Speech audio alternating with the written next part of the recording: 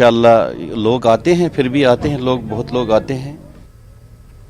बकरीद के मौके पर ऊंचे दामों में बकरे की फरोख्त एक आम बात है। लोग ऊंचे दामों में खूबसूरत और सेहतमंद बकरे के साथ साथ खास खूबियों वाले बकरे खरीदना चाहते हैं। हालांकि कुर्बानी नियत का नाम है, कुर्बानी के लिए सेहतमंद बकरे की जरूरत है।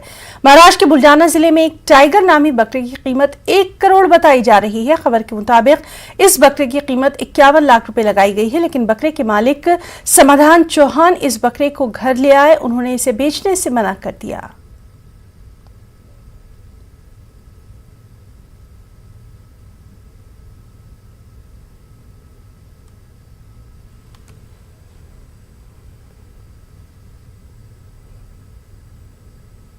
आने वाली 21 तारीख को देश भर में मुस्लिम समुदाय ईद-उल अज़हा अर्थात कुर्बानी का त्यौहार मनाने वाले हैं।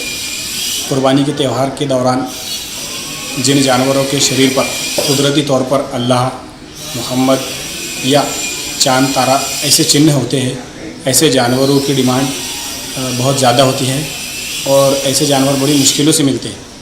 और जिन साहिब निसाब को ऐसे जानवर कुर्बानी के दौरान मिलते हैं उन्हें खुशकिस्मत समझा जाता है।